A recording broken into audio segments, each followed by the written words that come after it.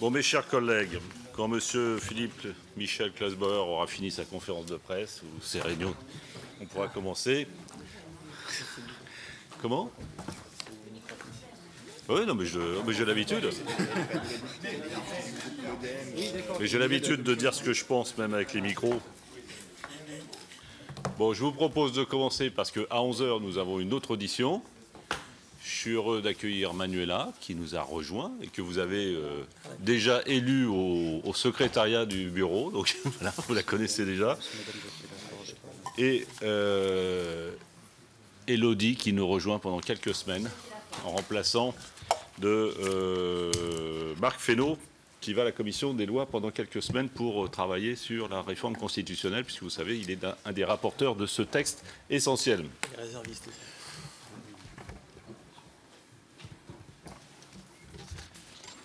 Vous êtes prêts? Et nous, on est prêts, Monsieur le Président, on peut y aller si vous le souhaitez. Bon, bah, allez-y, votre rapport, présentez-nous votre rapport d'information sur la numérisation. Merci, Monsieur le Président, Mesdames et Messieurs, chers collègues. Effectivement, vous nous avez confié le 22 novembre une mission d'information sur les enjeux de la numérisation dans les armées.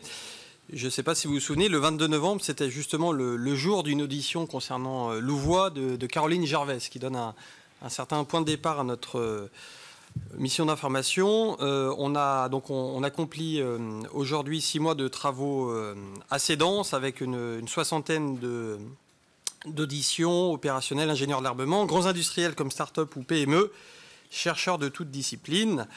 Nous sommes allés à la rencontre des forces sur le terrain, au 12e régiment de cuirassiers, par exemple, à Olivet, qui est le régiment éclaireur pour l'armée de terre. Encore hier à Phalsbourg, et puis j'allais dire l'ensemble des déplacements qu'on a fait depuis ce 22 novembre ont permis de poser des questions aussi en lien avec la numérisation. Moi-même, quand j'étais le 31 décembre, on était quelques-uns à être à Thessalite, j'ai eu un regard particulier sur l'utilisation du numérique dans les armées. Donc voilà, des rencontres assez riches, des industriels, je l'ai dit, des grands groupes, Amazon, Facebook, IBM, qui travaillent en matière de numérisation, des chercheurs, des laboratoires. Nous avons participé également à des colloques en la matière, le FIC à Lille, les UED permanentes plus récemment. Et voilà, en dépit des délais un peu serrés, nous avons ainsi pu prendre la mesure de ce qui se passe en matière de révolution numérique, avec également un voyage aux États-Unis, à Washington, avec de nombreuses rencontres sur place, que ce soit avec les autorités civiles ou militaires. On a essayé d'avoir un regard assez large pour qu'il n'y ait pas d'angle mort. Et c'est vrai que le contenu est assez important, puisque vous savez que la révolution numérique bouleverse non seulement nos équipements, mais également nos modes de vie, et également elle impacte également fortement nos armées. Merci, Monsieur le Président, Mesdames et Messieurs. Cette révolution numérique que nous sommes en train de vivre aura probablement des implications aussi importantes que celles qui furent nées à la fois de l'invention de la poudre ou plus récemment de la bombe atomique. Elle aura, selon l'expression consacrée, des implications, comme on dit, tous azimuts. Vous avez constitué en parallèle de notre mission d'information une autre mission qui était consacrée à la cyberdéfense, celle de nos collègues Alexandra Valletta-Ardisson et Bastien Lachaud, et nous nous sommes évidemment interdits de marcher sur leur plate-bande. Nos deux rapports seront donc probablement complémentaires. La frontière entre les deux sujets n'est évidemment pas étanche. Et il serait bien périlleux de former un avis sur la numérisation de nos armes sans se demander si ces systèmes sont bien sécurisés, c'est-à-dire leur capacité notamment de résilience. Nos collègues ne nous tiendront donc pas rigueur si de façon incidente nous en venons à citer le mot cyberdéfense. Nous avons aussi abordé notre vaste sujet d'investigation en 4 temps. Et c'est le plan que nous vous proposons de dérouler. D'abord, nous avons dressé un état des lieux de la numérisation de nos armées au sein de la nouvelle programmation militaire. Ensuite, au-delà de cet état des lieux, effectivement, nous sommes attachés à étudier comment les armements, les ressources humaines, les modes de fonctionnement de nos armées doivent évoluer pour relever le défi des ruptures technologiques à moyen terme. Et c'est à ce titre que nous avons déjà soumis des amendements dans le cadre du projet de LPM. Et on peut se féliciter d'ailleurs que le Sénat ait retenu également ces amendements. Pardon, le revers de la médaille, c'est-à-dire les vulnérabilités que crée la numérisation. Puisqu'effectivement, ces derniers mois, vous avez vu que l'opinion publique, petit à petit, prend conscience de certaines pratiques des GAFA. Et sans attendre cette prise de conscience, on a essayé de mettre en valeur également les enjeux de souveraineté qui s'attachent aux technologies numériques, qui deviennent des véritables outils de puissance. Commençons donc par le constat, le diagnostic du niveau de numérisation de nos armées. Il n'est pas binaire, vous pourrez le lire en détail dans notre rapport, mais pour décrire schématiquement les choses, suivant la summa divisio organique opérationnelle, on peut dire que la France n'a pas à rougir du niveau d'intégration du numérique à ses armes, mais que la numérisation est moins avancée dans le fonctionnement courant des armées. En effet, s'agissant de nos systèmes d'armes, les armées font du numérique depuis plusieurs décennies, comme M. Jourdain de la Pro, si on pourrait dire. Par exemple, une FREMM ou une FTI, c'est déjà un système numérisé. Dans le milieu aérien, nous ne voyons pas de retard majeur grâce à la démarche incrémentale retenue, par exemple, pour le Rafale, dont on programme aujourd'hui le standard F4. Et sur ces différents niveaux, on constate déjà qu'en fait, on a un ordinateur avec autour un avion ou autour un bateau. C'est déjà le cas, aujourd'hui. L'armée la plus rustique en apparence, c'est peut-être l'armée de terre à ce niveau-là, mais il ne faut pas oublier qu'elle s'est engagée au tournant des années 2000 dans la numérisation de l'espace de bataille, ce qu'on appelle la NEB, et reconnaissons-le, pour de jeunes recrues qui ont peu ou prou l'âge de la NEB, certains de ces matériels ont presque un côté rétro-futuriste. Mais c'est bien sur la NEB que le programme Scorpion fait fond, et je crois qu'en matière de combat collaboratif infovalorisé avec Scorpion, la France a même une longueur d'avance et on a pu le constater dans les discussions que nous avons eues à Washington au sein du Pentagone. Les équipements supposent des transmissions et là encore, il faut reconnaître que nos armées ne sont pas surclassées, que ce soit en matière de radiologiciel ou de télécommunications spatiales protégées. Et quand nos armées ont dû faire face à des besoins opérationnels urgents, elles ont su y répondre. Je pense au système Auxilium de télécommunications sur le territoire national que nous avons eu le plaisir de pouvoir étudier avec son inventeur que nous avons auditionné. De même, les capteurs du renseignement sont à jour.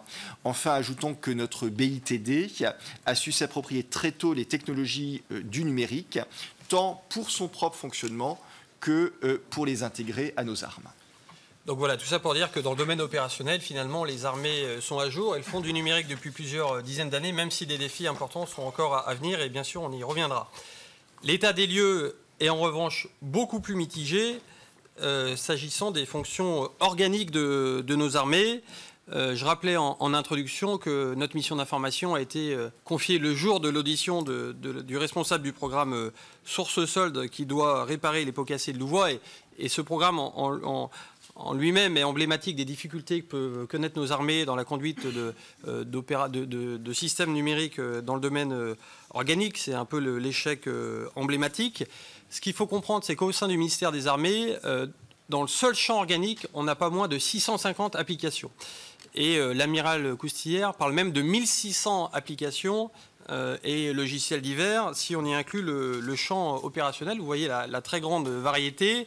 Le paysage constitué de systèmes très hétérogènes, de générations très différentes, qui rend leur interconnexion pas toujours fiable. C'est finalement ce qu'on appelle l'enjeu d'urbanisation des systèmes d'information, c'est de gérer cet héritage, souvent dit le legacy, l'articulation des systèmes d'information entre eux, chantier dans lequel il reste beaucoup à faire. Et là-dessus, les armées ont clairement, beaucoup plus que dans le champ opérationnel, des marges de progression. C'est sûr que dans le champ opérationnel, quand on a un besoin qui se fait sentir, le terrain, j'allais dire, commande et pousse les armées à intervenir. Sur le champ organique qui n'est pas soumis au champ concurrentiel notamment, on sent qu'il y a de la motivation à avoir davantage pour faire progresser les choses. On a 3 séries de fonctions qu'on a identifiées dans ce champ organique. Le premier pilier, ce serait les relations du ministère avec ses administrés sur le mode un peu de la relation client. Paradoxalement, c'est là que les usages civils se sont le plus développés, sont plus facilement transposables. Il faut se dire qu'aujourd'hui, la Fnac, Amazon ou Google en savent plus sur nos soldats que les armées elles-mêmes dans leur propre système d'information, ce qui est quand même, ce qui a des incidences fâcheuses pour des questions de sécurité. Et il y a donc un décalage à rattraper entre les pratiques qu'on trouve de ces entreprises privées et les relations donc, que le ministère peut entretenir avec ses propres soldats, qui, comme vous le savez, sont nés dans les années aujourd'hui 90 et sont des digital natives, des jeunes qui sont nés avec un smartphone dans le berceau quasiment. Deuxièmement, contrairement aux organisations civiles, le ministère ne paraît pas avoir fait évoluer son organisation de façon à tirer profit de la numérisation. Sans céder au mode du management, qui n'ont probablement pas leur pertinence dans le domaine des armées, retenons tout de même que les spécialistes de la chose, comme par exemple le général américain Stanley McChrystal, montrent qu'avec le numérique, l'organisation administrative et hiérarchique peut et doit évoluer. Schématiquement, l'heure est aux organisations moins pyramidales et à la circulation de l'information. Alors certes, l'organisation des armées a beaucoup évolué ces dernières années, peut-être trop d'ailleurs, avec les bases de défense par exemple, mais ces réformes avaient plutôt pour but de réduire les effectifs, parfois à tout prix d'ailleurs, que de moderniser l'institution avec le numérique. Donc voilà, relation avec les administrés, organisation même à l'intérieur des armées, et troisième pilier, et c'est peut-être un des plus importants, on connaît tous les difficultés actuelles du MCO. Avec Olivier, on était hier en Moselle à Phalsbourg, au 1er régiment d'hélicoptères de combat. C'est vrai que quand on regarde les statistiques du nombre d'hélicoptères qui sont au sol par rapport à ceux qui volent, c'est parfois un peu effrayant. Et on ne prend même pas en compte le temps passé dans les ateliers. Donc c'est eu égard au temps dans le régiment. Si on prend l'exemple de l'aéronautique civile, elle a énormément progressé grâce à la numérisation et l'équivalent de MCO, avec des procédures très numérisées qui permettent d'optimiser l'emploi et la maintenance des matériels, maintenance prédictive, fluidification des procédures, gestion des stocks. Les possibilités sont très importantes et les armées ne les exploitent pas assez. Donc voilà un état très rapide de la numérisation des armées aujourd'hui, qui fait donc apparaître des points forts d'un point de vue opérationnel et des lacunes plus importantes sur la partie organique. Il y a beaucoup à faire dans le grand chantier de la transformation numérique qui a déjà été engagé par le ministère. Nous en avons déjà discuté lors de l'examen du projet de LPM et notre commission, bien sûr, pourrait s'attacher à le suivre en recevant, par exemple, le nouveau directeur général du numérique. Vous l'avez constaté, la France n'a globalement pas à rougir, mais elle ne peut pas non plus s'endormir sur ses lauriers, car les ruptures technologiques à venir constituent des défis majeurs pour nos armées. Bien mesurer que cette révolution numérique dans laquelle nous sommes désormais engagés ne fait que commencer. C'est-à-dire que c'est une course dans laquelle nous devrons, où la France devra tenir son rang. Et les défis nouveaux qu'elle crée appellent des investissements capacitaires nouveaux, parfois même extraordinaires, sous peine de déclassement. Il y aura, vous le verrez, des questions de souveraineté qui se poseront. Nous nous sommes donc attachés à étudier les ruptures technologiques envisageables et leurs implications capacitaires. On n'a évidemment pas pour objectif ou pour prétention de jouer aux oracles technologiques, mais nous observons un consensus autour d'un certain nombre de ruptures technologiques sur plusieurs fronts que nous allons vous présenter.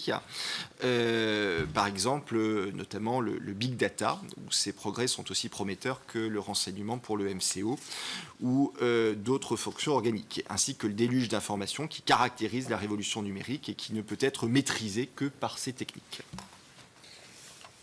Donc, au-delà du big data, pour citer une autre révolution technologique, je voudrais vous parler, moi, pour ma part, de la fabrication additive, qu'on appelle également l'impression 3D, qui pourrait être la 4e révolution industrielle, qui intéresse d'ores et déjà fortement nos armées, mais également notre BITD, car elle peut, bien sûr, révolutionner la logistique en opération. Pour vous donner un exemple, la semaine dernière, j'étais en Centrafrique, à Bangui. On entretient en Centrafrique un sous-GTIA, c'est-à-dire la capacité à projeter rapidement des forces si toutefois la situation sur place se dégrade. Dans ce sous-GTIA, on a de multiples éléments, que ce soit de cavalerie, de blindés du secteur médian, etc. On doit également entretenir l'ensemble de la logistique pour remplacer chaque pièce de ce sous-GTIA avec de l'impression additive. Finalement, on sera en mesure, plutôt que de conserver l'ensemble de ces pièces et d'avoir des stocks monumentaux de ferraille sur place, d'être en mesure de fabriquer toute pièce qui deviendrait défaillante. C'est ce qui nous a été présenté par les Marines, notamment quand on est allé à Washington, qui avait ce retour d'expérience de l'Irak en disant on a emmené des containers entiers de pièces qui n'ont servi à rien. Si on avait su les fabriquer sur place, on aurait pu finalement, à la volée, fabriquer des pièces nécessaires. Donc l'enjeu aujourd'hui, c'est plus de commander le matériel et éventuellement les pièces supplémentaires, c'est de commander le matériel avec le plan numérique de chaque pièce pour être en mesure de les refabriquer si nécessaire à tout moment sur le terrain. Donc voilà un premier exemple de l'impression 3D, de la fabrication additive. On pourrait également parler de la course au calcul intensif avec les capacités des supercalculateurs qui augmentent de plus en plus et qui apportent des actions décisives, notamment en matière de simulation des phénomènes physiques, d'aide à la décision et d'optimisation. On arrive effectivement à un moment historique de croisement entre le calcul intensif, le big data et l'intelligence artificielle. Alors la problématique, elle est simple. En fait, on a des capteurs partout et on aura davantage encore de capteurs partout sur le champ de bataille, hein, sur les avions, sur les navires, sur les véhicules et même sur les hommes. Et donc ces capteurs vont apporter non pas des millions, mais des milliards d'informations. Et donc, on va être sous un déluge de données, hein, c'est ce qu'on appelle la big data, et l'intelligence artificielle va être nécessaire à ce moment-là pour faire le tri entre toutes ces données et sélectionner celles qui sont les plus importantes pour donner une capacité à l'homme. Effectivement, donc Olivier parlait du déluge de données. En fait, si on prend un peu une perspective historique, on passe finalement du brouillard de la guerre, des grandes guerres mondiales qu'on a connues, c'est-à-dire du soldat sur le champ de bataille qui finalement n'y voit rien du tout puisqu'il a quasiment aucune information, au déluge d'informations, c'est-à-dire finalement au soldat qui a une surabondance d'informations qui lui arrivent de toutes parts. Et là-dessus, ce qu'il faut bien voir, c'est que l'intelligence artificielle peut permettre de valoriser cette information pour l'aider à prendre de bonnes décisions, avec des capteurs de plus en plus précis. Donc des applications qu'on voit déjà dans le command and control pour traiter dans un temps extrêmement bref des masses colossales de données issues des capteurs pour soumettre à la décision de l'homme des options optimisées.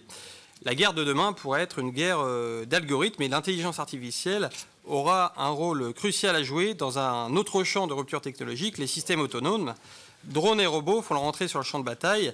Ils sont amenés, qu'on le souhaite ou non, à y prendre une place croissante, au point que certains chercheurs parlent de rovolution. Autre rupture intéressant les armées, l'informatique quantique. Alors, quand on parle d'informatique quantique, on a l'impression parfois de parler un peu de science-fiction. Je voudrais simplement revenir sans, bien sûr, aucune prétention scientifique savante, sur le principe. Si vous voulez, un ordinateur classique fonctionne en bits, hein, c'est-à-dire une succession de 0 ou de 1. Donc on a le choix 0 et 1. Si vous avez ici sur la slide une petite démonstration des différentes possibilités, si vous voulez, en gros pour arriver à un chiffre de 9 999 ou de 99 999, il faut tester 99 999 possibilités. L'informatique quantique, c'est ce que vous avez de l'autre côté, c'est-à-dire qu'au même moment, on est à la fois dans le 0 et le 1. Le 0 et le 1 se superposent. Et donc, si vous voulez, au même moment, on explore les 999 999 possibilités en une opération. Voilà. Donc, ça veut dire qu'on intensifie de manière exponentielle la capacité de calcul. Bon. Aujourd'hui, l'ordinateur le plus rapide fait à peu près 100 millions de milliards d'opérations par seconde. Avec le quantique, on est sur des milliards de milliards de milliards de milliards d'opérations par seconde. Bon. Alors, la question, c'est de savoir quand est-ce qu'interviendra cette rupture. L'horizon s'approche, c'est certain. Il y a quelques années, on le mesurait encore en décennies. Aujourd'hui, les Américains que nous avons auditionnés à IBM nous parlaient de 5 ans. J'étais la semaine dernière au Japon, où on nous parlait, notamment avec Fujitsu et Hitachi, d'une question de 1 à 2 ans pour avoir les premiers calculateurs quantiques, sachant que des firmes comme D-Wave, la firme canadienne, commercialise déjà une puce quantique de l'ordre de 2000 qubits et que la NASA et Google ont déjà également des applications quantiques. Une chose est certaine, si une telle machine fonctionne, elle bouleversera la question du chiffrement. Parce que vous imaginez bien qu'à partir du moment où on peut faire des milliards d'opérations par seconde, on peut tester en quelques secondes toutes les combinaisons possibles d'un code. Et donc, forcément, la cryptographie sera à réinventer sans attendre que la première puissance à posséder un ordinateur quantique puisse mettre à bas nos défenses cryptographiques. Nous nous sommes aussi intéressés aux ruptures qui pourraient naître de la convergence, et ça c'est une deuxième révolution aussi à venir, entre les neurosciences et le numérique. C'est un sujet moins connu qui relevait il y a quelques années encore de la science-fiction. Et c'est aujourd'hui un champ de recherche qui enregistre beaucoup d'avancées. Nous avons vu notamment à la DARPA les hypothèses des programmes RAM et RAM Replay qui ont été mis en place après la guerre du Golfe et qui permettent d'extraire des souvenirs d'un cerveau humain, voire même de les remplacer par d'autres souvenirs. Nous avons également vu les différents progrès en matière de casques encéphalographiques, c'est-à-dire la capacité de transmettre des données par la pensée avec des casques à électrodes. On peut aujourd'hui piloter un avion, je dis bien piloter un avion avec un casque à électrodes par la pensée. Ces casques d'attention qui sont également déjà à l'étude dans l'armée américaine permettent de neutraliser des sentiments, par exemple comme la peur, ou d'en exalter d'autres comme le courage. Facebook annonce pour 2019 des casques neurocérébraux qui permettront de communiquer sur le réseau par la pensée. Et donc, ces applications imaginables de ces technologies sont vertigineuses et parfois effrayantes. Elles mènent pas seulement à l'homme augmenté, mais également à la capacité de l'homme contrôlé. Vous imaginez ce que ça pourrait donner en matière de hackage d'un cerveau humain.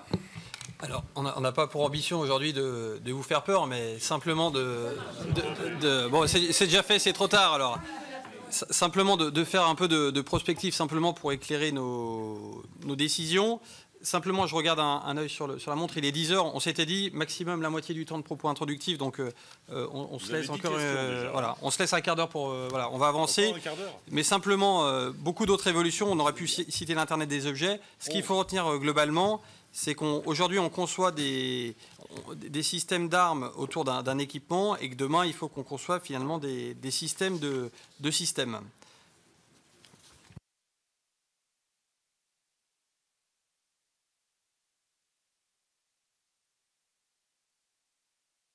De système, c'est-à-dire en gros la communication de l'ensemble des capteurs entre eux. Si vous voulez, tout à l'heure on disait que le champ de bataille, enfin l'arme était devenue un ordinateur avec soit un avion, un char ou un navire autour. En fait, le système des systèmes, c'est la mise en connexion de l'ensemble des outils du champ de bataille, tout ça relié au cloud, avec la capacité, via l'intelligence artificielle, de traiter la donnée et donc de donner à l'homme les meilleures informations possibles. C'est à la fois vrai en matière de détection de la menace, c'est à la fois vrai en matière de leurre défensif, mais également en capacité de riposte. Et donc on voit bien que tout ça nous ramène une fois de plus à une question de vitesse entre l'ensemble de ces systèmes. Alors c'est le cas de Scorpion sur la bulle aéroterrestre, c'est le cas également du SCAF, le système de combat aérien collaboratif au niveau des systèmes de défense aérien. Si ça te convient, Olivier, je propose de passer directement à la slide 21, puisque pour ne pas répéter les mêmes choses. Ici.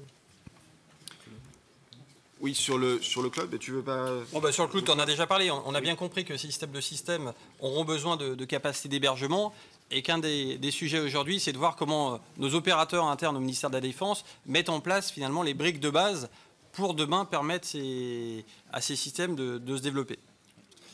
Ensuite, la question qui se posera face à cette numérisation, c'est de savoir comment est-ce qu'on maintient l'homme dans la boucle, hein. C'est-à-dire à quel moment l'homme reste dans la décision une fois que le système a produit une analyse et lui permet d'appuyer sur un bouton. Alors notre conviction, évidemment, c'est qu'il faut impérativement maintenir l'homme dans la boucle. Tout robot, d'ailleurs, n'est pas forcément nécessairement un robot tueur. La vraie question qui nous paraît aujourd'hui fondamentale, c'est celle de l'intelligence artificielle. Alors, il y a eu les développements du rapport Villani, qui montre, et je pense que c'en est une confirmation ici, qu'on ne pourra pas faire sans l'intelligence artificielle. Ensuite, la question est de savoir comment est-ce qu'on arrive à contrôler l'intelligence artificielle et à lui permettre d'expliquer à l'homme les choix qu'elle propose. Et ça, c'est un vrai défi. C'est un défi dès aujourd'hui. Vous avez vu un certain nombre de choses qui se sont passées aux États-Unis, hein.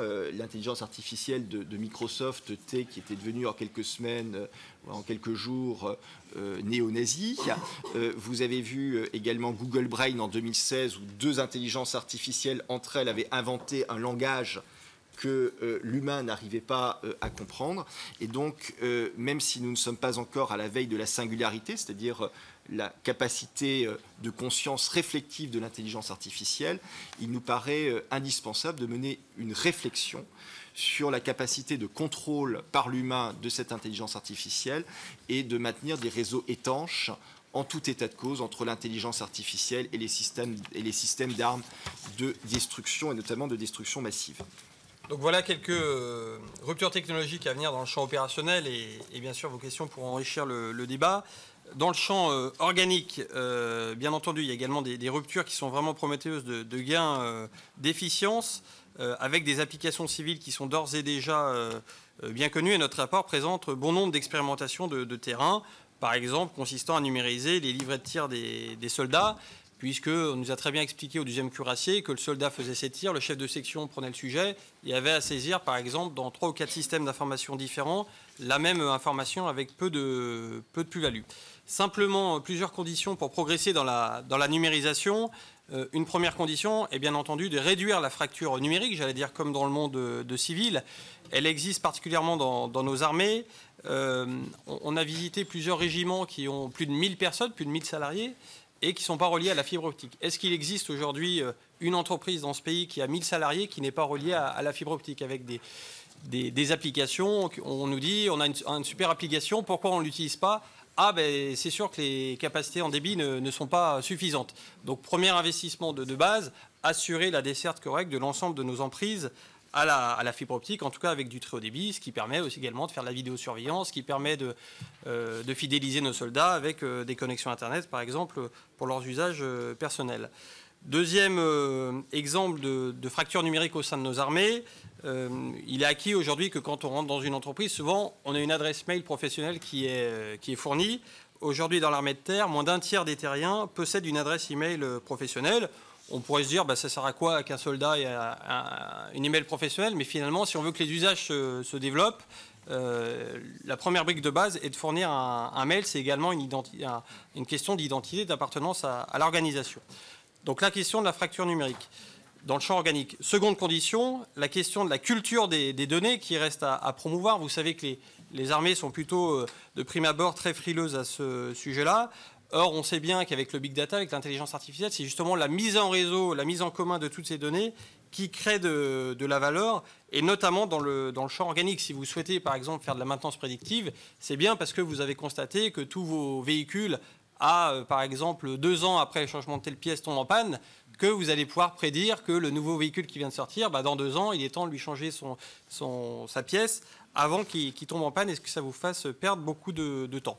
Donc voilà, réduire la fracture numérique au sein de nos armées et puis favoriser la culture de la donnée, ce sont 2 piliers essentiels pour le champ organique.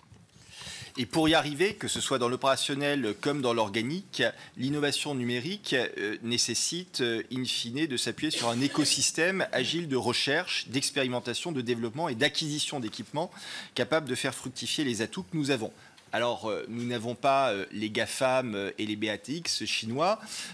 Néanmoins, si vous voulez, un pays comme Israël y arrive sans avoir ni les GAFAM ni les BATX. Donc, nous pensons que nous pouvons, au niveau français et plus encore européen, y arriver aussi.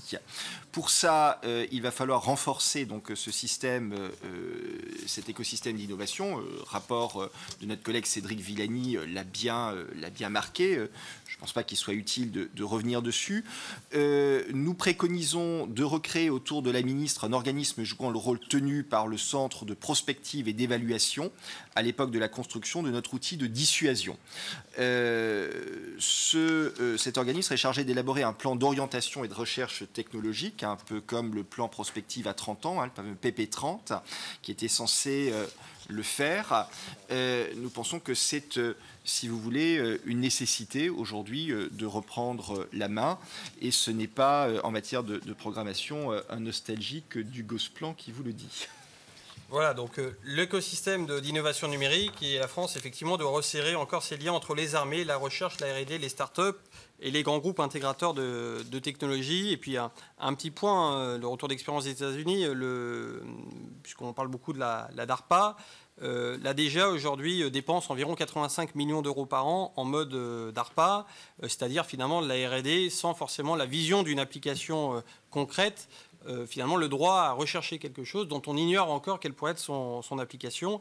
85 millions d'euros en France, 3 milliards aux États-Unis. Donc 3 milliards, c'est sans doute hors de notre portée, mais on peut sans doute faire mieux que ces 85 millions. Si on regarde en fait la force de la DARPA, c'est quoi? C'est 3 facteurs. D'abord, la force de frappe financière, qui évidemment est considérable. Deuxièmement, c'est l'écosystème de recherche et de R&D sur lequel elle s'appuie, notamment le vaste réseau universitaire et industriel américain qui crée un véritable complexe non plus militaro-industriel, mais militaro-numérique. Et troisièmement, les méthodes de travail. Bon. Alors, on l'a dit, la DGA peut certainement investir davantage dans la deep tech. Elle ne rivalisera pas avec la DARPA sur ce plan. Quant à l'offre de recherche et de R&D, si vous voulez, le réseau universitaire américain n'a guère d'équivalent dans le monde, non pas d'un point de vue qualitatif, car nous avons chez nous des chercheurs qui soutiennent parfaitement la comparaison, mais en fait d'un point de vue quantitatif.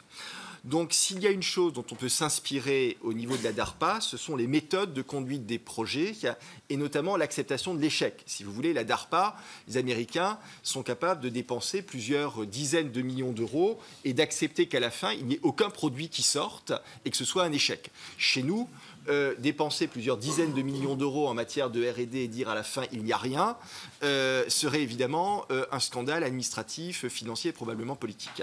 Donc nous avons ici une révolution culturelle en matière de recherche à aborder. Et nous pensons aussi que c'est l'une des voies dans laquelle la DGA pourrait s'engager. Révolution dans les usages, dans le développement technologique, mais également révolution dans l'innovation d'usage, c'est-à-dire dans notre capacité à développer de nouveaux usages de technologies existantes, l'appropriation de technologies développées pour d'autres usages. On a visité aux États-Unis le SCO, qui est cet organisme chargé, qui était encore classifié d'ailleurs il y a quelques années. Je crois qu'on a été parmi les premiers parlementaires étrangers à le visiter. On peut citer en France les défis qui consistent pour les armées à inviter tout type d'innovateurs à proposer des réponses technologiques à un besoin donné. Donc on a besoin finalement de généraliser ce type de démarche également pour développer l'innovation d'usage. Nous pensons également qu'il faudra revoir les relations entre le ministère et les grands industriels et les start-up PME. Aujourd'hui, on a encore une fois quelque chose de très pyramidal, c'est-à-dire que le ministère passe beaucoup par les grands groupes industriels qui ensuite vont au niveau start-up et PME. Nous pensons qu'il sera nécessaire de trouver les moyens de contractualiser davantage avec les start-up et les PME directement. Et nous pensons qu'il est impératif de revoir l'instruction qui définit les procédures d'acquisition et de conduite des programmes d'armement, la fameuse 1516. Il est quand même hallucinant que l'on puisse aujourd'hui commander un porte-avions, si vous voulez, à 10 milliards d'euros sans marché public, mais que pour l'acquisition d'un logiciel logiciel d'un logiciel à 1 million, etc., ou de recherche sur un logiciel, on soit soumis au marché. Alors, quel est l'enjeu?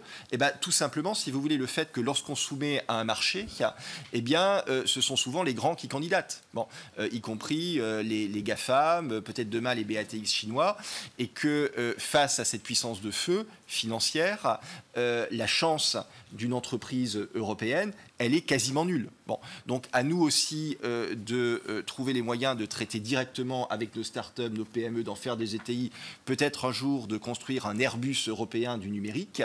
Voilà, et pour ça passe évidemment par la capacité de l'État de se réimpliquer, y compris au niveau des procédures de marché. On avait prévu de vous parler des investissements en matière de ressources humaines, mais je pense que chacun ici a bien cerné la nécessité de former des chercheurs de haut niveau et surtout de les fidéliser. Et puis également des investissements en matière d'infrastructures de calcul intensif. Mais peut-être, Olivier, on peut passer là-dessus pour arriver directement au revers de la médaille, puisque depuis le début, finalement, on vous présente toutes les révolutions et tout ce que ça peut apporter. Mais à chaque évolution, il y a un revers de la médaille, c'est-à-dire qu'à chaque fois qu'on ouvre quelque chose, on s'ouvre également une surface d'exposition numérique. Simplement donc pour vous dire que si la numérisation des armées ne nous semble pas être une option sous peine de déclassement opérationnel, elle induit également des efforts importants en matière de cybersécurité et d'aptitude à opérer en mode dégradé. Puisque comme vous le savez, on a de nombreuses vulnérabilités numériques et les vulnérabilités numériques pèsent d'ailleurs elles-mêmes sur nos adversaires et donc il faut que nos chefs tactiques soient aussi en mesure d'utiliser des armes à effet numérique comme ils le font avec des armes à effet cinétique. L'ordinateur, l'ensemble de nos jouets informatiques sont géniaux. Et en même temps, quand ça tombe en panne, on voit bien l'état de dépendance dans lequel ça nous met. Aujourd'hui, l'armée américaine réapprend à ses soldats à lire les cartes sans GPS, à ses marins à naviguer au sextant, là encore sans satellite. Et nous pensons qu'il sera impératif de travailler à la fois sur les modes de résilience, mais également sur les modes de combat dégradés, c'est-à-dire sans le numérique, le jour où l'ordinateur s'éteint. Et nous rappelons aussi que gagner la guerre, ce n'est pas toujours gagner la bataille technologique. On l'a vu notamment dans les derniers conflits dans lesquels l'armée américaine était engagée. L'arme technologique permet de gagner la bataille, elle ne permet pas toujours de gagner la guerre, parce que pour gagner la guerre, il faut surtout gagner la paix, c'est-à-dire savoir acquérir la confiance des populations pour stabiliser les territoires, et ça c'est fondamentalement humain, et la machine, quelle qu'elle soit, ne l'apportera jamais. Donc nous invitons aussi à ne pas céder à l'hubris technologique et à regarder quelle est la finalité de la guerre, c'est-à-dire tout de même avoir une situation de meilleure paix. C'est finalement tout le paradoxe de notre rapport et de notre lien aux nouvelles technologies, c'est être en capacité de faire mieux avec, mais savoir et toujours continuer à savoir faire sans, continuer à être globalement efficient, puisqu'effectivement, tout système informatique par nature peut tomber en panne, être hacké ou même délivrer des mauvaises informations. Et puis, Olivier l'a très bien rappelé, jamais la technologie n'a permis de gagner des batailles. On peut citer y compris des aventures françaises, quand la guerre d'Algérie, par exemple, où les troupes françaises étaient 10 fois plus nombreuses que les adversaires, 10 fois mieux équipées, et on connaît très bien les résultats que ça a donné. Pour finir cet exposé, soulignons, comme nous l'annoncions, les enjeux de souveraineté qui s'attachent aux technologies numériques. Force est de reconnaître que les grandes puissances du numérique sont les États-Unis et la Chine. On dit souvent, pour caricaturer, qu'on fait tourner des applications américaines sur des composants chinois. Et les ruptures technologiques à venir risquent d'accroître notre dépendance technologique. Dans le cas de l'intelligence artificielle, par exemple, Américains et Chinois investissent massivement, nous beaucoup moins. Or, s'il y a bien un secteur qui ne peut pas satisfaire d'une telle dépendance, c'est bien la défense. Il faut bien comprendre que quand on achetait du matériel étranger précédemment, ça crée une certaine dépendance par rapport à la capacité de racheter du nouveau matériel. Aujourd'hui, quand on achète du matériel étranger, non seulement on se crée de la dépendance sur l'acquisition, mais également sur l'usage même de ce matériel. Ce matériel peut être coupé à tout moment. Les informations qu'il génère peuvent être vues par ceux qui nous les ont vendus. Donc l'enjeu de souveraineté est encore beaucoup plus criant qu'hier. Et on peut rajouter à cela le fait que lorsque on dépend d'une technologie étrangère, on tarit finalement notre propre R&D, c'est-à-dire que c'est le potentiel de recherche future qui se tarit par là même. Et on rajoutera encore, dernière couche si vous voulez, le problème de l'exportation. Vous savez très bien, et on le voit actuellement sur les questions commerciales, que nos amis américains ont des lois d'application extraterritoriale et évidemment la présence de composants étrangers dans les armements français soumis à l'export nous exposerait pour le coup à ces lois extraterritoriales. Donc il y a un enjeu de souveraineté fondamentale pour l'industrie française et nous invitons là encore à y réfléchir au niveau français mais évidemment également au niveau européen. 10h14, donc dernière intervention de ma part pour vous dire, alors 10h15, que finalement nous pensons que la commande publique doit être orientée sans complexe vers le soutien à l'industrie numérique française et européenne. Américains et Chinois ne s'en privent pas et le secteur de la défense jouit de dérogations au droit de la concurrence. Il convient désormais de les exploiter pleinement. Et je conclurai par un mot évidemment sur l'Europe. Sans céder évidemment à la tentation de toujours invoquer l'Europe comme seule issue à nos faiblesses, il est évident qu'il y a des choses à faire à l'échelle européenne. La période est propice, on a le Fonds européen de défense qui vient d'être mis sur pied.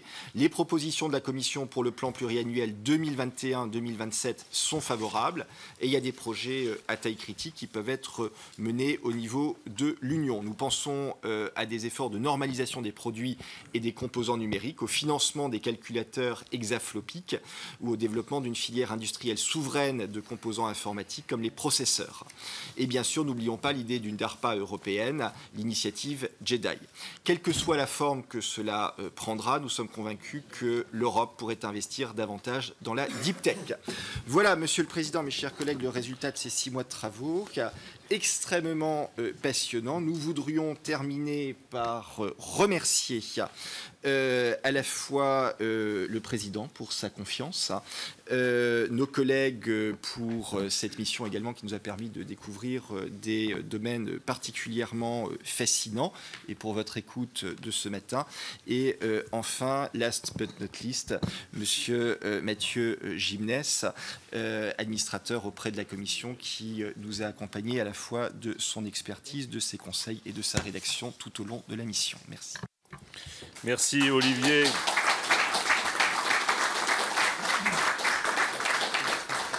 Donc merci Olivier, Thomas et Mathieu pour cette présentation en 40 minutes de 6 mois de travail.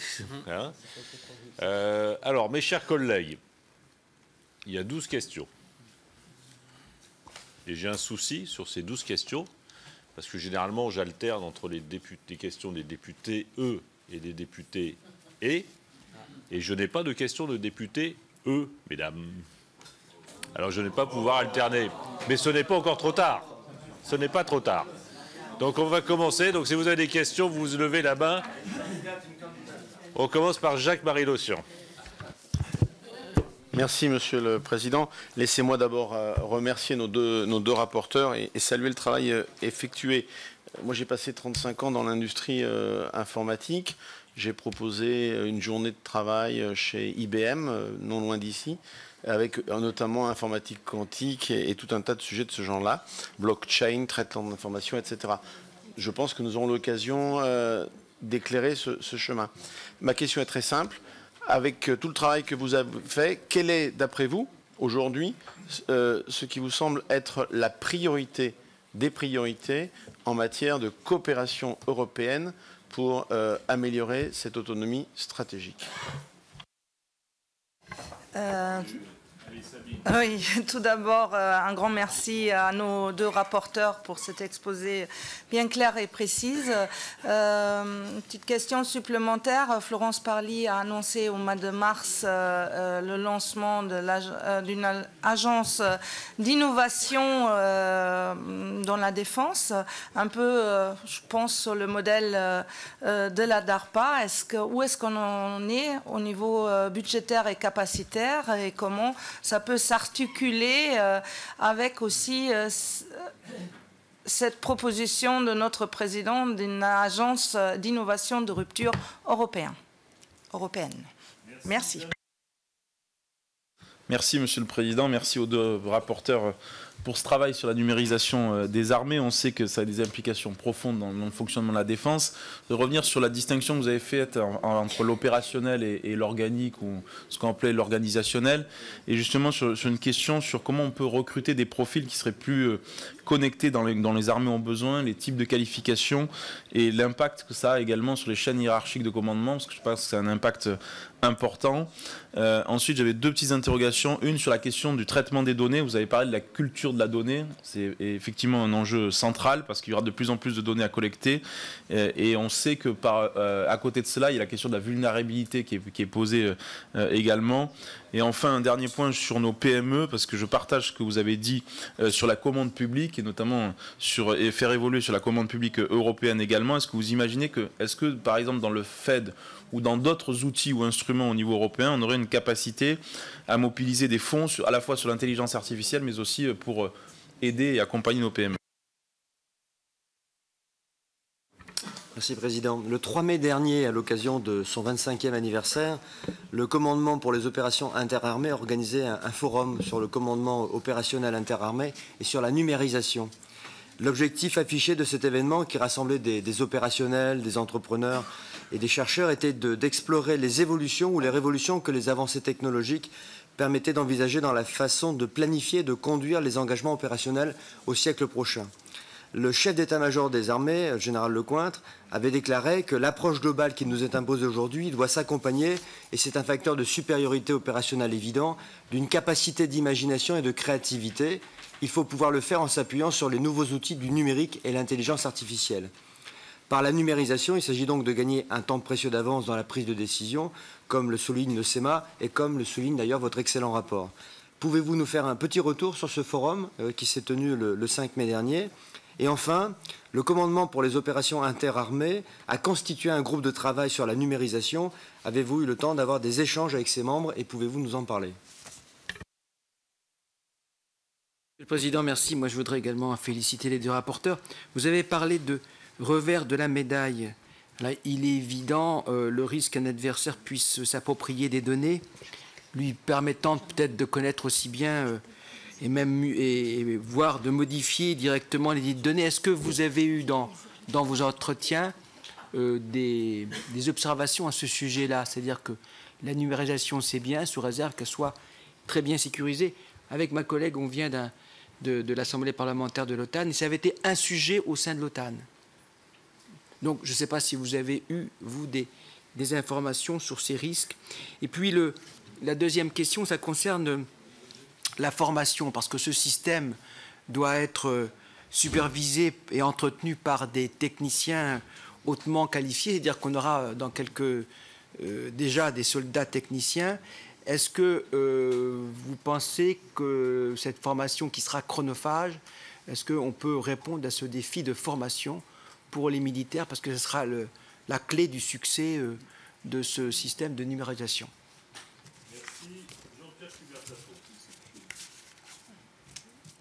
Monsieur le Président, chers collègues, bien comme l'ensemble de mes collègues, je tiens à vous féliciter. On s'attendait à un rapport moyen, on a un rapport brillant.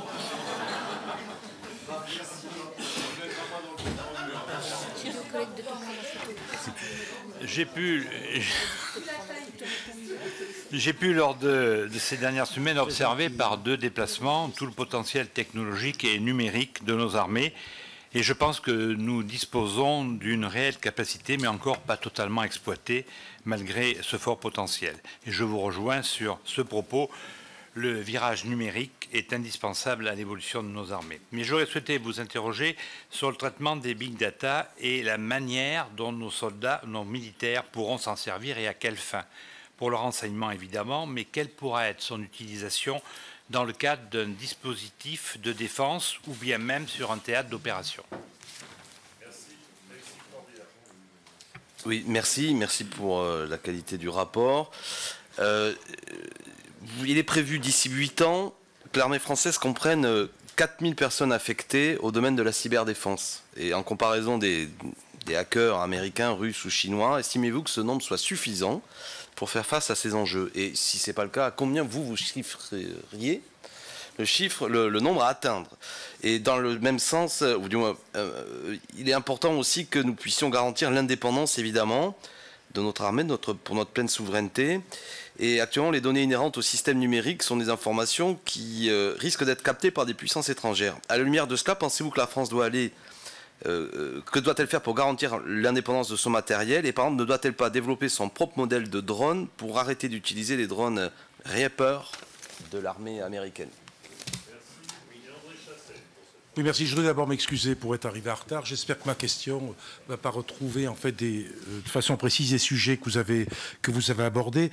Moi, je voulais intervenir sur les conséquences de la généralisation du numérique par rapport aux volontés de nuisance qui peuvent venir d'États, de groupes politiques, de criminels, d'individus aux motivations multiples, et avec une forme de contradiction dans cette affaire, c'est que d'une part, on voit bien que tout ce qui concerne le numérique et voire de façon plus ciblée la cyberstratégie, il y a une approche qui est très interdépendante, on est dépendant d'autres acteurs, et en même temps, on a besoin d'avoir une autonomie stratégique sur ces questions-là.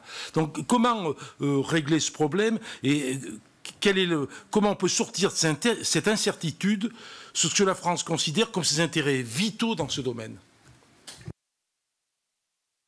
Alors, merci pour toutes ces questions. Effectivement, ça ne va pas être simple d'y répondre, mais on va essayer de bien se répartir la charge avec Olivier, avec l'appui de Mathieu. Déjà, en propos liminaire, effectivement, le président constatait la répartition des questions. Et je m'aperçois que c'est un des points qu'on a peu évoqué dans le rapport, c'est celui de la mixité, puisque vous savez que Mounir Majoubi a beaucoup parlé, on a parlé également au FIC, au Forum de la cybersécurité à Lille, du peu de féminisation dans les questions numériques. Et c'est un vrai sujet, puisqu'aujourd'hui, on code un logiciel en fonction de l'être que l'on est. Et si ce sont les hommes qui codent, ils coderont des choses avec leur personnalité, et peut-être que ce ne sera pas représentatif de l'ensemble de la population, puisque vous savez que les hommes ne représentent que 50% de la population. Donc il y a un vrai enjeu de mixité. Et c'est vrai que sur ces sujets-là, la faible féminisation en matière numérique vient en plus se compléter de la faible féminisation dans le domaine de la sécurité et de la défense, et que les deux couplés font que les sujets à l'intersection sont encore moins féminisés que deux thèmes qui le sont déjà très peu. Et donc c'est un vrai sujet, et notamment qui doit sans doute être corrigé par des politiques en termes de ressources humaines, et on reviendra sur les questions de ressources humaines. Alors justement, pour parler de ressources humaines, peut-être Olivier, je pourrais me concentrer moi sur les questions de ressources humaines d'usage, de ton côté sur les questions de cyber, de moyens. Damien Abad pose la question finalement des profils spéciaux, comment on peut faire pour recruter des personnes qualifiées en matière de numérique. Alors, la réponse standard là-dessus est souvent la question du salaire et la question de l'ouverture entre ce qu'on sait faire en interne et ce qu'on fait faire à des tiers, l'externalisation. Bon, là, c'est un peu des réponses toutes faites. Et moi, j'aimerais aller finalement un peu plus loin, puisque ce que j'ai constaté au sein des personnes qu'on a auditionnées, par exemple au sein de la DRM, la Direction du renseignement militaire, c'est qu'aujourd'hui, les jeunes générations, et je l'ai constaté également dans mon entreprise, ne font pas uniquement leur choix de travailler à tel ou tel endroit en fonction du salaire net qu'elles ont à la fin du mois. Il y a aussi une question importante de sens qu'elles donnent à leur métier. Et aujourd'hui, il me semble que les armées et les services spécialisés, type DRM, DGSE, sont très attractives, y compris si elles ne proposent pas des grilles de salaire qui sont comparables strictement à ce qu'on peut proposer dans le privé. Mais il y a une condition, par contre, qui est extrêmement forte, c'est que la personne recrutée donne un sens dans ce qu'elle fait et qu'on l'accompagne dans ses projets. Et il y a quelque chose de tout à fait dommageable, des retours d'expérience qu'on a eu un peu en off, c'est finalement une personne qui travaille sur un projet informatique, qui, dans le cadre de son projet, a besoin d'un petit investissement de quelques milliers d'euros pour acheter un ordinateur ou autre. Ça passe dans le circuit traditionnel, 1 mois, 2 mois, 3 mois. Au bout de 6 mois, l'ordinateur n'est toujours pas livré. Et finalement, ce que je veux dire, c'est que le jeune spécialiste est en mesure de venir travailler dans les armées tout en gagnant moins, parce qu'il donne du sens à ce qu'il fait, mais il ne supporte pas de devoir attendre des délais considérables pour se voir affecter des ressources. Et donc, je pense que c'est un des points sur lequel on doit travailler, donner la capacité à ceux qu'on recrute d'exercer correctement leur mission. Il y avait également une question sur comment concilier finalement la culture de la donnée et la question de la vulnérabilité. Je pense que là-dessus, il faut faire preuve de beaucoup de pragmatisme en étant en mesure d'identifier avec un peu de granularité en quoi la donnée est sensible ou pas. Si je prends un exemple, tout à l'heure je citais pour le MCO effectivement la nécessité qu'on a pour prédire correctement les délais de maintenance, les taux de panne des pièces précédentes. Je ne suis pas sûr que cette donnée soit extrêmement sensible. Elle l'est, mais à un niveau, on doit être en mesure de la partager avec les industriels. D'ailleurs, les industriels ont déjà plus ou moins cette donnée parce qu'eux-mêmes font des tests avec les véhicules. Si je prends un autre exemple, aujourd'hui, un Rafale emmagasine chaque jour plusieurs dizaines de téraoctets de données, puisque comme vous savez, il a des capteurs notamment optiques, et il enregistre sur plusieurs centaines de kilomètres des bandes de terrain sur lesquelles il va faire des détections.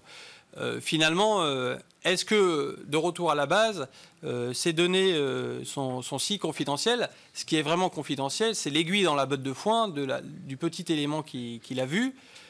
Pour autant, ces données aujourd'hui ne sortent pas du service qui les a demandées.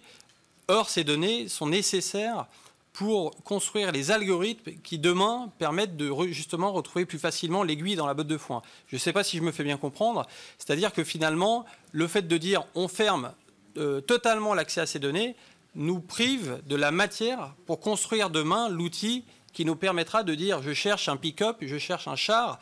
Parmi l'ensemble de ces données qui ont été collectées, permettez-moi de retrouver où est l'objet recherché. Donc tout ça pour dire qu'effectivement, il peut y avoir un arbitrage entre l'ouverture de la donnée et la vulnérabilité, mais qu'il faut faire preuve de beaucoup de pragmatisme pour ne pas finir par s'affaiblir par une trop grande fermeture des données. Olivier, peut-être qu'il y avait la question de l'Union européenne avec Jacques-Marie Le Sian sur quelle pourrait être la priorité en matière de coopération. Je vais essayer de faire des réponses groupées. Alors, la priorité des priorités. Bon. Malheureusement, vous avez bien compris que comme c'est un système des systèmes, il n'y en a pas une. Bon, c'est-à-dire que c'est une chaîne. On ne peut pas mettre la priorité sur un seul élément de la chaîne et négliger tout le reste. Donc, si vous voulez, la chaîne, c'est quoi? C'est d'abord la souveraineté du microprocesseur. Et ça, elles doivent être françaises ou européennes. Parce que si vous voulez, le microprocesseur peut être vérolé à l'origine sans capacité, parce qu'on a évidemment les bombes logiques, mais on aura demain les bombes logiques intelligentes, c'est-à-dire celles qui seront capables de ne pas se faire détecter et de changer au moment où elles se font détecter. Donc ça, c'est une question de souveraineté sur le support lui-même. Il y a la question du cloud pour stocker la donnée avec les fermes de serveurs. Si vous voulez, il faut des fermes de serveurs européens, enfin français ou européennes, parce que si vous allez stocker votre donnée à l'étranger, nécessairement, vous n'êtes plus souverain. Il y a la question de l'intelligence artificielle pour traiter la masse de données, hein, le déluge d'informations. Et il y a la question du quantique, qui pour moi est une priorité. Pourquoi? Parce que c'est la question de la vitesse du traitement. Or, à un moment ou un autre, si vous voulez, la vitesse fera la différence. C'est la vitesse qui permettra de détecter une menace, de la neutraliser le cas échéant avant qu'elle ne nous frappe nous-mêmes et de riposter avant que les autres ne fassent une deuxième frappe. Alors, sur la question posée par notre collègue Sabine, sur la DARPA européenne, sur l'agence d'innovation de rupture. Alors, JEDI, aujourd'hui, est une initiative privée. Hein. C'est privé entre plusieurs industriels. Au niveau français, je pense que on n'a pas exclu de soutenir, mais on est davantage aujourd'hui sur la création d'une agence française à financement 50% DGA, 50% armée, aujourd'hui sur la base de crédits constants, et c'est la question qui se posera dans les prochaines années. C'est la raison aussi pour laquelle nous avons insisté au niveau de la LPM sur le montant des crédits de recherche amont qui est fondamental. Sur la question de notre collègue Joachim Puello sur le revers de la médaille et la sécurisation des données, la crypto, oui, c'est fondamental, évidemment, c'est ce qu'on disait tout à l'heure, hein, notamment la question du quantique, si vous voulez, la vitesse à laquelle l'ordinateur va procéder. Hein. On a aujourd'hui, j'étais la semaine dernière au Japon, dans une entreprise, on vous présentait un disque, si vous voulez, un disque qui a la largeur de la paume de ma main et la finesse d'un cheveu. Hein, largeur d'un cheveu, enfin l'épaisseur d'un cheveu. Sur ce disque, il y a 5 milliards de processeurs. 5 milliards de transistors qui sont capables, in fine, agrémentés, de faire à peu près 100 millions de milliards d'opérations par seconde. Ça paraît considérable. Demain, ce seront des milliards d'opérations par seconde. Donc les codes seront nécessairement cassés lorsqu'on sera à la vitesse quantique. Ça ne veut pas pour autant dire que nous n'avons pas de capacité de cryptologie. Simplement, la cryptologie change. C'est-à-dire que si on est capable de casser en quelques secondes mon code, je peux aussi envisager demain, par exemple, Joachim et moi, on peut s'échanger une grille de code et dire toutes les secondes, on change de code. Bon. Et si l'un et l'autre, on connaît nos codes, on peut rester voilà, et battre également, enfin c'est là, si vous voulez, ça change la manière de cryptologie, mais je ne veux pas déflorer le sujet d'autres groupes. Sur les drones... Olivier, t'interromps, mais ça va être vachement sympa dans l'hémicycle, hein, si vous faites ça. C'est ça. Si vous voulez, c'est le changement total de la manière dont on envisage la communication cryptée. En matière de drones, Alexis Corbière a posé la question sur le drone Reaper. C'est bien ce que nous sommes en train de faire, puisqu'il y a l'initiative européenne d'un drone Euromal qui est en cours. Sur la question d'André Chassaigne sur la guerre hybride, oui, évidemment, vous avez parlé de mafia, de réseaux terroristes, voire d'États cachés derrière les réseaux privés. C'est un vrai sujet. On le voit bien déjà aujourd'hui. Ça va poser d'ailleurs des problèmes d'attribution des attaques cyber demain. Il va falloir sécuriser nos armes pour faire en sorte qu'elles ne se retournent pas contre nous, que quelqu'un n'aille pas détourner nos propres armes pour nous tirer dessus. Et il va aussi également falloir sécuriser nos réseaux d'infrastructures civiles, parce que c'est également une source de vulnérabilité, réseau de transport, réseau d'électricité. On voit bien les dégâts que ça peut créer si on neutralise ce type de réseau. Juste pour répondre rapidement aux dernières questions. Alors Stéphane Demilly, je n'ai pas entendu parler du forum du 5 mai, donc je ne peux pas répondre. Joachim Pueyo parlait de la formation également. Je pense que concernant les spécialistes, enfin simplement moi ce que je constate dans le privé, c'est que les personnes qui sont le mieux formées, qui progressent le plus, sont celles qui changent d'entreprise en moyenne 3-4 ans. Alors c'est pas forcément transposable dans le monde militaire ou autre, mais je pense que la bonne formation des spécialistes repose sur leur aptitude à alterner des postes de commandement, des postes en état-major. C'est ce que font très bien, par exemple, les gendarmes, puisque personne n'est meilleur pour coder un système que celui qui a été confronté aux contraintes sur le terrain, parce que le système ne fait qu'apporter des réponses à des contraintes terrain. Et je pense qu'on parle des formations ici des spécialistes, mais il faut également parler de la formation plus globalement de l'ensemble des militaires. Il me semble que si un soldat devait avoir précédemment et doit toujours avoir des aptitudes en termes de commandement, des aptitudes physiques, des aptitudes au tir, on doit aujourd'hui indéniablement lui ajouter des aptitudes d'hygiène numérique pour qu'il ait conscience finalement des conséquences de tout ce qu'il fait. Quand il a une montre connectée et qu'il mène une opération spéciale, il doit savoir que sa montre connectée peut diffuser sa position, par exemple. Les chefs tactiques doivent eux-mêmes être formés, car pour ma part, j'ai la conviction que même dans un environnement, un champ de bataille ultra numérisé, ce qui fera la différence, au moins pour quelques dizaines d'années encore, on n'est pas prophète de ce qui va se passer après, ce sera la compétence du chef tactique au-delà de la technologie dont ils disposent. Et puis, Jean-Pierre Cubertafond posait la question de le big data, comment ça fonctionne, quels vont être les apports. En fait, ce qu'il faut bien comprendre, c'est que Scorpion, si je prends l'armée de terre, est une première étape. C'est la capacité, en temps réel, des équipements blindés d'échanger des informations. On détecte un tir, plusieurs équipements détectent ce tir grâce à leur télémètre, à leur sonde, et finalement mettre en réseau l'information et sont en mesure de trianguler l'origine du tir et de permettre à un troisième de tirer. Ça, c'est la première étape finalement. C'est l'échange entre elles. On ne parle pas encore vraiment de big data puisque l'information disparaît une fois qu'elle a été partagée. L'étape suivante, c'est la capacité à stocker toutes les informations qui ont été relevées sur le champ de bataille ou du matériel pour essayer d'anticiper les meilleures ripostes en fonction de situations qu'on aura déjà connues. Donc ça impose au système d'être en mesure de communiquer avec un data center pour stocker ces données et les valoriser au travers de processus intéressants. Et ce que je veux vous dire par là, c'est que finalement, pareil, pour prendre un regard historique, quand on a sorti le VAB dans la fin des années 70, on croyait que c'était le blindé médian et qu'on n'allait pas le toucher pendant 30 ans. Or, le VAB a connu des patchs jusqu'à aujourd'hui, il est à bout de souffle. Scorpion, on sort aujourd'hui en disant, chouette, c'est le matériel pour les 30 ans qui arrivent.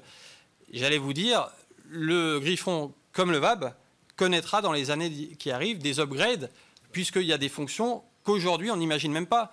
La fonction de Big Data qu'on vient de parler, la fonction de véhicule autonome. Peut-être qu'un jour, on se dira que plutôt que d'avoir des pilotes dans des véhicules qui passent sur des IED, il serait plus intéressant d'avoir des véhicules autonomes qui progressent en tête de convoi, par exemple. Et donc, on aura des cycles d'évolution technologique, comme il y a eu dans le passé, pour les nouveaux matériels qui sortent aujourd'hui, avec sans doute des délais beaucoup plus courts. Merci. Alors, j'ai encore 7 questions. Laurence Rastour-Isnard. Merci, Monsieur le Président. Merci, chers collègues, pour la qualité de votre rapport et son exhaustivité. La numérisation est, comme vous l'avez démontré, un moteur de transformation puissant dans le monde militaire et un mécanisme de prise de décision toujours plus performant. Avez-vous pu évaluer de façon globale l'appropriation de nos militaires sur ces technologies émergentes? Y a-t-il des freins ou au contraire des attentes? Je vous remercie. Oui, merci mes chers collègues pour ce très beau rapport. Juste une petite parenthèse, en tant qu'ancien militaire, je voudrais juste apporter une précision sur l'exemple qui a été donné tout à l'heure. L'issue de la guerre d'Algérie n'est pas une conséquence, son issue n'est pas conséquence d'une défaite militaire, mais d'un choix politique plutôt. Ma question tourne autour de l'exemple qu'Olivier Bèche donnait tout à l'heure, autour de cet ordinateur entouré d'un avion ou cet ordinateur entouré d'un char. On peut imaginer un ordinateur entouré d'un homme, ou en fait un robot ou un homme bionique. Dans vos travaux, vous avez mis en exergue la limite de toute cette technologie, de cette innovation, qui est la panne qui peut arriver. Ça veut dire que sur nos champs de bataille, on pourra quand même imaginer toujours une présence humaine. Et puis, ma question finalement, c'est est-ce qu'on doit se préparer à des combats d'hommes contre des robots? Merci, Monsieur le Président. À mon tour, je remercie et félicite les deux rapporteurs. J'ai une question qui concerne l'utilisation du cloud par les armées. En 2016, selon une note du CEIS, de nombreuses applications relatives au domaine de l'administration et de la gestion sont passées dans le cloud privé du ministère de la Défense. Lorsque la note a été rédigée, l'usage du cloud se limitait essentiellement au domaine du travail administratif du ministère de la Défense. Le cloud n'était alors pas exploité sur les théâtres d'opération. Pouvez-vous nous dire ce qu'il en est aujourd'hui? Peut-on imaginer, à moyen terme, que nos forces armées déployées sur le terrain soient toutes connectées en même temps, en temps réel, à un cloud tactique, leur permettant d'échanger et d'avoir accès rapidement à une grande quantité d'informations. Une telle avancée technologique présenterait plusieurs avantages substantiels: un accès et un partage simplifié de l'information, une interopérabilité accrue et évidemment un risque de perte de données amoindri en cas de destruction du matériel ou de la mort d'un soldat. Cela évidemment pose encore un certain nombre de questions. Comment maintenir un contact réseau permanent entre des troupes éloignées par des centaines, voire des milliers de kilomètres? Comment rendre les forces toujours opérationnelles lorsqu'elles seront déconnectées? comment se prémunir contre les interceptions des données, l'ennemi qui pourra savoir par exemple le nombre de munitions qu'il reste dans un véhicule. Je vous remercie. Merci, Monsieur le Président. Je voudrais d'abord m'associer aux félicitations qui ont été adressées à Olivier Becht et Thomas Gassillou. Je crois qu'ils ont accompli un travail absolument remarquable. Je pense que nous sommes tous d'accord pour dire que la numérisation ouvre à la fois... crée des opportunités, c'est un facteur extraordinaire d'efficacité de nos armées, mais c'est aussi un facteur de vulnérabilité. Et parmi ces facteurs de vulnérabilité, il y a la dépendance technologique. C'est ce que vous avez souligné à la fin de votre exposé. Est-ce que vous pourriez revenir un petit peu sur cet aspect de la dépendance technologique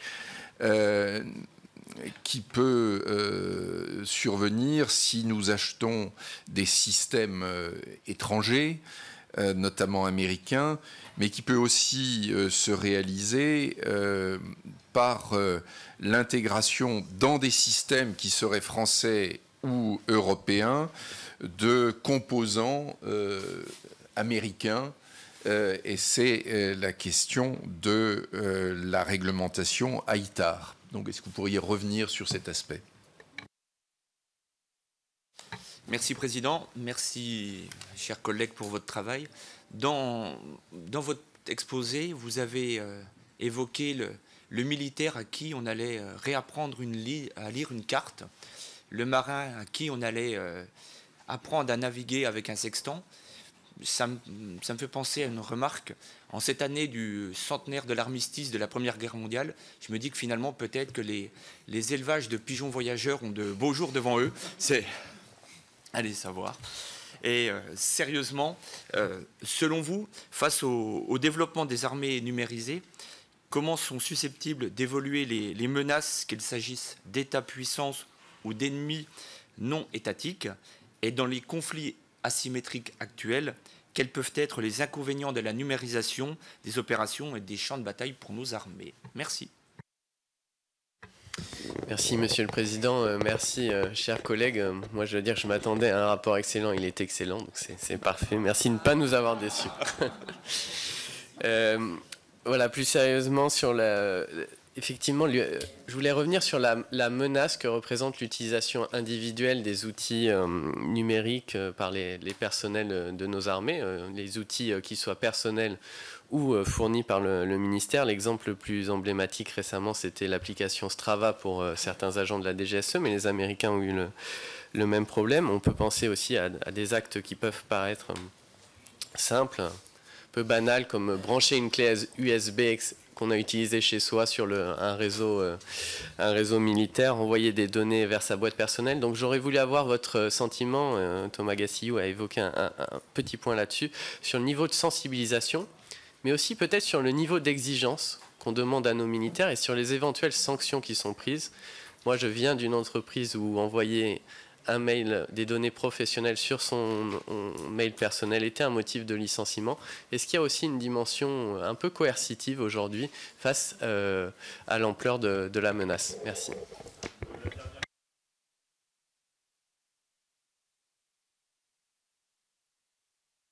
Merci, Président. Peut-être un élément sur la souveraineté numérique.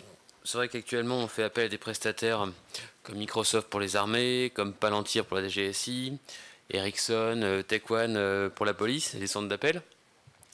Est-ce qu'on a au fond, c'est la question que je voudrais poser à nos deux rapporteurs, dont effectivement le travail est excellent, est-ce qu'on a au fond une vraie politique pour faire émerger des champions nationaux ou européens dans ce domaine? Et est-ce qu'il ne faudrait pas cibler des domaines d'investissement de manière précise plutôt que de se poudrer un petit peu dans la cybersécurité, un petit peu dans le déchiffrement, un petit peu dans les logiciels de traitement? Voilà le fond de ma question. Merci. Merci. Alors, il est 47. Moi, je voudrais qu'on arrête à 55 parce qu'il faut savoir si on rend ce rapport public. Mais je pense qu'au vu de vos réactions, il n'y aura pas de difficulté.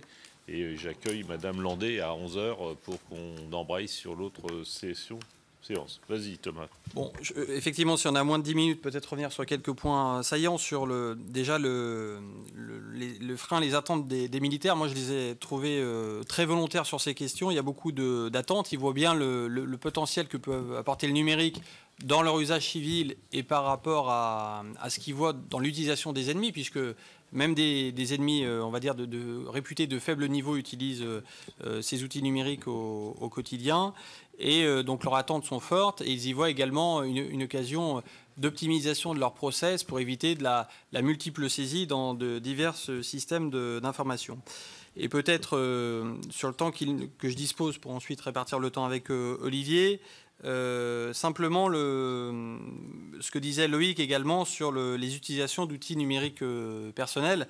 Effectivement, c'est un point important. Il faut juste, par exemple, qu'on ait conscience de ce qu'induit le seul service de géolocalisation qu'on a sur nos montres ou nos téléphones. Qu'est-ce que veut dire la géolocalisation, l'utilisation par une entreprise tierce? Aujourd'hui, par exemple, dans la société française, vous avez la moitié des civils qui utilisent un téléphone Android, peut-être la moitié d'entre vous, ce qui veut dire, par extrapolation, la moitié des militaires. Ça veut dire que Google, qui géolocalise en temps réel l'ensemble des smartphones Android, est en mesure, finalement, de recomposer l'organigramme de l'armée française. C'est simple. Tous les gens qui vont tous les jours à Phalsbourg font partie du premier RHC. Ça peut être potentiellement l'homme ou la femme de ménage qui fait le ménage au premier RHC, mais Google se rendra compte que cette personne-là, depuis 5 ans, ne va pas en OPEX, a des horaires qui ne sont pas les mêmes que les militaires, etc. Donc ce qui veut dire que grâce à la seule géolocalisation, je géolocalise l'armée française. J'ai des gens qui vont à l'île Longue et qui pendant un mois, on ne les voit plus, et qui au bout d'un mois réapparaissent. Il y a 77 équipages dans un sous-marin, je crois. Il y en a 30 qui réapparaissent d'un coup à l'autre bout du monde. Donc je sais finalement quel est l'équipage du SNLE. Je suis en mesure de voir que, tiens, c'est bizarre, il y a 30 personnes qui convergent vers l'île Longue. Ça veut dire que le SNLE va partir. Je voulais juste vous montrer en quoi le seul service de géolocalisation a un des impacts opérationnels importants. Et je ne parle pas de la capacité, par exemple, des smartphones à devenir eux-mêmes des micros pour être écoutés de partout. Donc face à ça, bien entendu, il y a des retours technologiques à faire, mais il me semble que le point le plus important sur lequel on peut progresser, c'est la question de l'hygiène numérique, de faire prendre conscience à nos chefs et à nos soldats des impacts de leur utilisation de leur matériel. Et puis, on pourrait se poser la question, pour les personnels peut-être un peu plus sensibles, y compris de leur fournir un smartphone, étant donné que l'utilisation d'un smartphone issu du civil délivre beaucoup d'informations. Les gendarmes l'ont déjà fait, comme vous le savez, pour développer les usages. J'en ai parlé avec l'amiral Coustillère. Dans un premier temps, en gros, il y a 2 grandes options. C'est soit l'armée fournit des applications pour mettre sur les smartphones des militaires, ou soit à un moment donné, on décide collectivement que ce devient une arme quasiment, et on vous fournira ce smartphone. Ce n'est pas un gros investissement. Donc il y aura peut-être des choix comme ça à faire dans l'avenir. Mais dans un premier temps, en tout cas, la question de l'hygiène numérique me semble le point fondamental. Alors, je ne reviens pas sur le côté coercitif, parce que je pense que ça, c'est une question qui est propre aux militaires. Mais on a bien vu dans des précédents cas que, par exemple, des réseaux diffusés sur les réseaux sociaux avaient généré des sanctions à l'intérieur même de l'institution militaire. Donc je pense que les militaires savent prendre les mesures coercitives quand cela est nécessaire. Merci beaucoup. Alors, en 3 minutes, l'art de la synthèse. Pour répondre. Alors d'abord, Jean-Michel Jacques, sur les robots. Alors aujourd'hui, les robots sur le champ de bataille vont se limiter, et je pense pour quelques décennies encore, notamment à la capacité de déminer en amont, de transporter des blessés, et pour le reste, l'homme en fait sera dans le robot, c'est-à-dire le char, l'avion, etc. sera un robot, c'est-à-dire en fait une machine avec un ordinateur, mais l'homme en gardera la maîtrise. Ensuite, est-ce qu'on va vers l'homme augmenté, c'est-à-dire le syncrétisme progressivement de l'homme et de la machine? Très certainement, bien sûr, et on le voit déjà dans un certain nombre d'applications. Est-ce que cette guerre des robots sera forcément meilleur que la guerre d'aujourd'hui, c'est une question que je ne trancherai pas. Peut-être davantage de civils seront épargnés. Est-ce que les robots demain, à travers l'intelligence artificielle, auront les mêmes sentiments que nous? La haine, la jalousie, la peur, qui sont à l'origine même d'ailleurs du conflit et de la guerre. Ce sont des questions éminemment philosophiques. Sur la question posée notamment par Charles et par Jean-Charles sur la question de la vulnérabilité, de la dépendance technologique. Oui, elle est aujourd'hui majeure et il faut bien être conscient que ce que nous avons chez nos rivaux, notamment la Chine avec les BATX, mais également chez certains de nos alliés comme les Américains avec les GAFAM, c'est un écosystème qui est une sorte de consanguinité entre l'armée et l'industrie numérique. C'est un complexe militaro-numérique.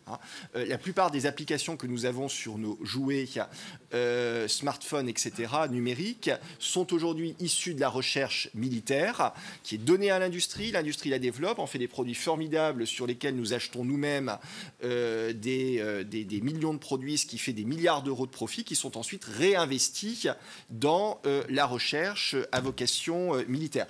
On l'a constaté, notamment chez Amazon, qui fait le cloud computing pour la CIA, pour le DoD, on l'a constaté partout ailleurs. Donc il faut en être conscient et à partir de là, il faut qu'on arrive à se donner les capacités, nous Français ou au-delà, si on considère que la souveraineté aujourd'hui ne doit plus être nationale mais doit être européenne, il faut qu'au niveau européen, on se donne les moyens d'avoir nous aussi nos champions numériques parce qu'il en va non seulement de notre capacité à continuer à combattre et à se défendre, y compris face aux menaces hybrides, mais il en va tout bonnement de notre souveraineté et du succès des armes de la France.